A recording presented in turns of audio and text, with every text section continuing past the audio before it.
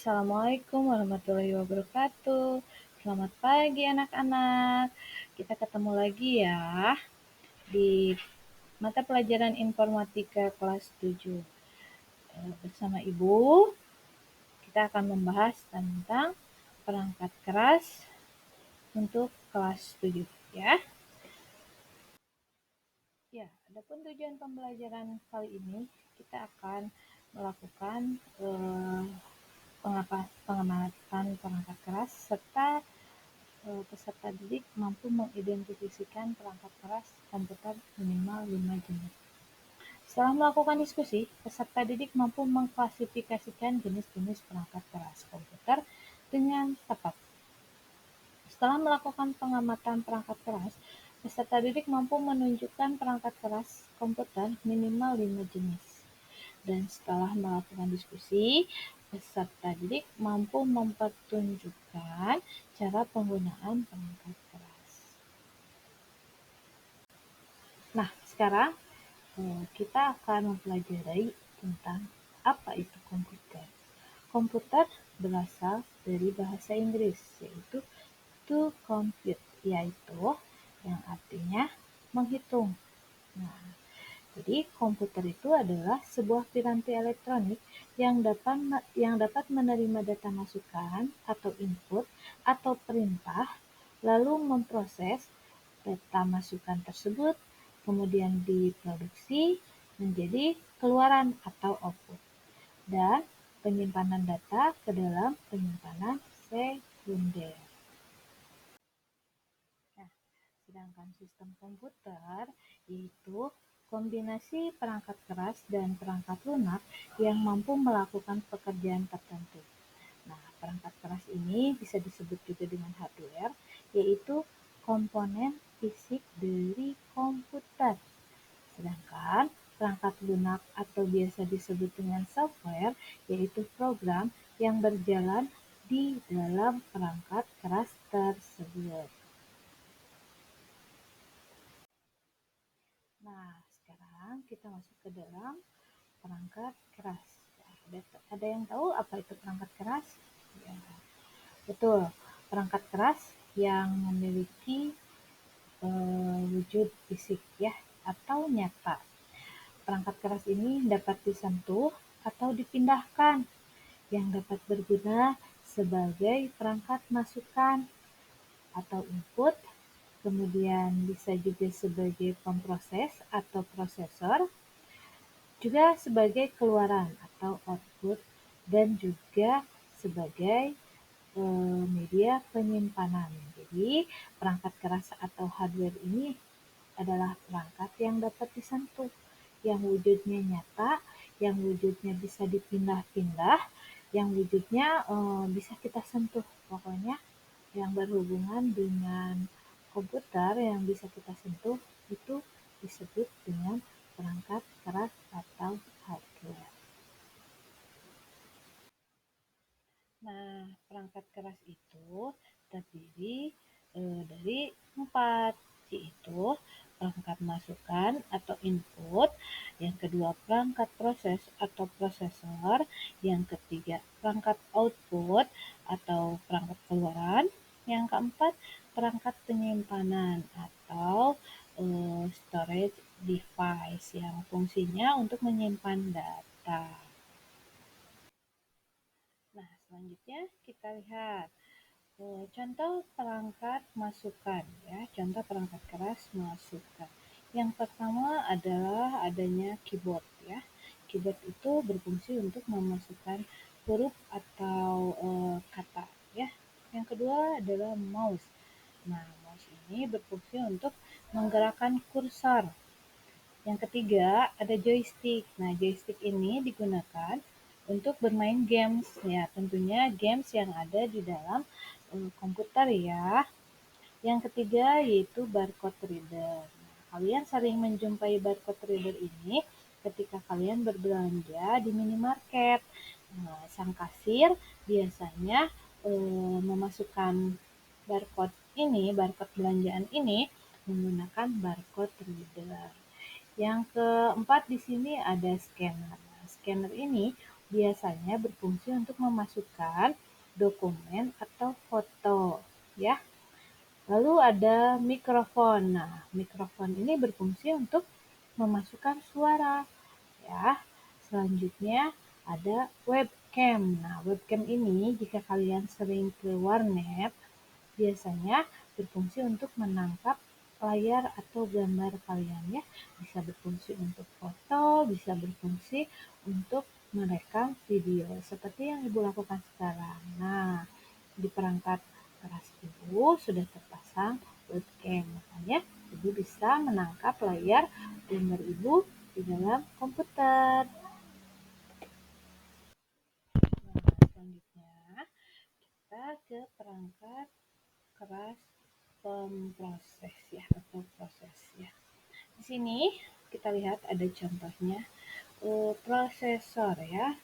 Prosesor ini dia berfungsi sebagai otaknya komputer, ya, yang memproses dari data masukan yang nantinya diproses kemudian menjadi data keluaran. Nah, kemudian di sini ada RAM atau random access memory, ya. Random access memory ini yang terpasang di motherboard itu juga yang membantu kerja prosesor, ya.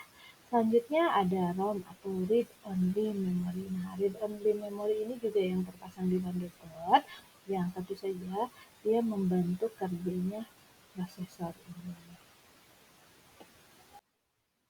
Oke, setelah perangkat keras pemproses, selanjutnya yaitu perangkat keras output atau keluaran. Ada beberapa contoh di sini. Yang pertama adalah printer. Kenapa printer ini disebut dengan perangkat keras keluaran? Karena printer ini bertugas untuk mengeluarkan data berupa dokumen atau kertas, ya. Selain data, selain surat, selain apa namanya yang kita ketikkan, printer ini bisa digunakan untuk mengeluarkan foto yang kita edit, foto atau poster. Nah, nanti setelah kita buat di komputer, diproses, kemudian akhirnya dikeluarkan melalui kertas itu sendiri, ya. Yang kedua ada monitor. Kenapa monitor ini disebut sebagai perangkat keras keluaran? Karena monitor ini menampilkan gambar kita, menampilkan apa yang akan kita kerjakan, ya. Kalau misalnya ada input, ada proses, tapi tidak ada monitornya, kita juga tidak bisa mengerjakan pekerjaan yang akan kita kerjakan.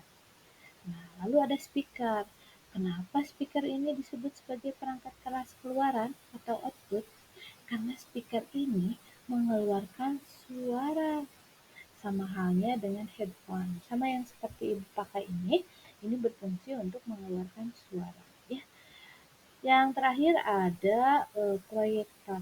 Nah, proyektor ini berfungsi untuk menampilkan gambar yang sebetulnya fungsinya sama seperti monitor, namun proyektor ini hasilnya itu dipancarkan melalui tembok, ya. Nanti jadi ada seperti cahaya yang keluar, yang akhirnya yang ada tampilannya di komputer kita itu bisa tampil juga menggunakan proyektor.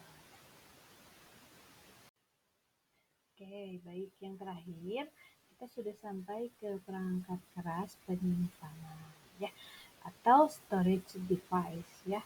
Kenapa disebut storage device? Nah, ini perangkat keras ini berfungsi untuk menyimpan data, data yang sudah kita buat di komputer biasanya akan kita simpan di dalam storage atau penyimpanan, ya. Yang pertama ada flash disk. Nah, flash disk ini bisa kita gunakan sebagai media penyimpanan, dan karena bentuknya kecil, maka flash disk ini bisa kita bawa kemana-mana, ya. Misalnya kita membuat sebuah data atau pekerjaan di sebuah komputer, lalu kita simpan pekerjaannya di flash disk. Nah, flash disk ini kan bisa kita bawa pulang ke rumah dan kita bisa membuka hasil data yang kita gunakan itu di komputer kita di rumah. Yang kedua adalah media penyimpanan hard disk. Hard disk ini media penyimpanan yang memang sudah ada di dalam komputer ya, sudah tersimpan di dalam komputer. Nah, memang bentuknya tidak terlihat karena memang di dalam CPU, tapi bentuknya ada, wujudnya ada. Hanya saja mungkin kita jarang melihatnya karena memang kita selalu melihat itu bentuk CPU-nya saja. Tapi hard disk ini ada.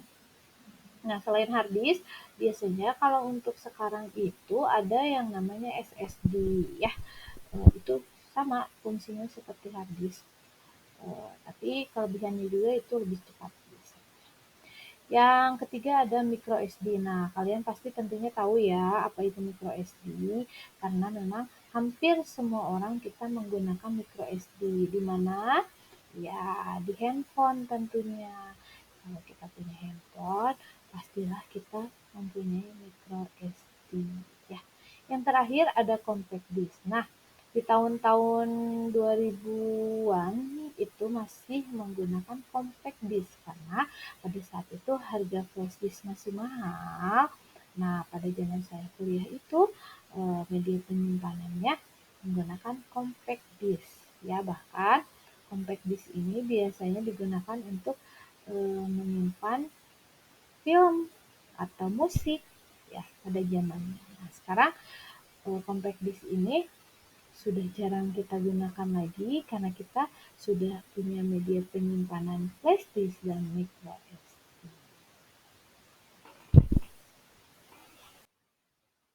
Baik, mungkin materi perangkat keras untuk kali ini sampai di sini saja. Kita akan bertemu di sesi selanjutnya yaitu mengenai software ya. Video ini atau media pembelajaran ini Ibu buat untuk melengkapi persyaratan PPG dalam jabatan 2023 di Universitas Malang. Semoga apa yang telah Ibu lakukan hari ini menjadi amal baik untuk kita semua dan memberikan manfaat untuk kita semua, juga menambah pengetahuan untuk kita semua.